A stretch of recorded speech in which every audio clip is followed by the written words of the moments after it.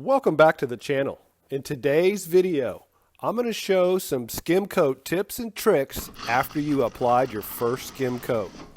And if you missed the first video of this skim coating video series, where I showed you all the tools needed to mix a skim coat and also how to apply a skim coat using my paint roller trick, I'll leave a link in the description below. Alright, so there is the first coat with my paint roller trick. We'll let that dry. It's pretty thin. It is on a painted surface, which slows down the drying time. But you can see the texture is pretty much gone.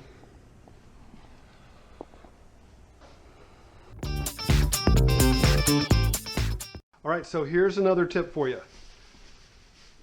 When you're done doing your first coat, you don't want to leave your roller nap just sitting out in the air, because that's going to dry and put boogers all over your wall.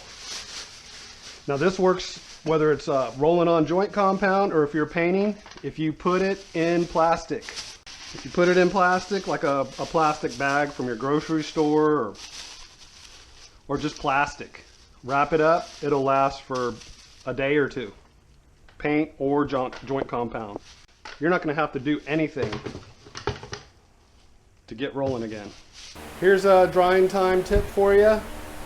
If you put a fan on it, it's going to speed up the drying time tremendously. So there's a tip for you. Hit it with a fan. Alright, so I wanted to give you a view in the drying process. I get a lot of questions on how do you know when it's dry. You know your skim coat is dry when it's turned white. If you look over to the right side, you can see it's a little darker, and above's a little darker. It's dried right there because the fan was blowing there. You got to move your fan around just a little bit. But you can see that it's dry over here and still drying on the right side and above. It's been exactly 1 hour. And if you're looking to step up your drywall, texturing, or painting game, be sure to hit the subscribe button and also click the bell notification so you get alerted whenever I post a new video. All right, the first skim coat is dry. No need to sand it. All you have to do is scrape off any high edges.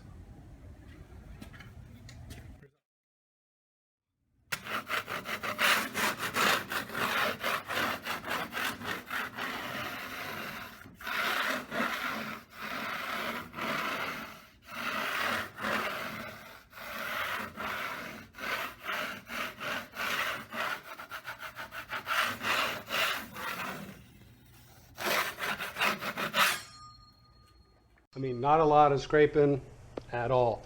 Second coat's not going to have all these ridges. So I went ahead and spun the skim coat mud one more time to get it all mixed up again. It's been sitting for 2 hours. So here we go, round 2 of skim coating.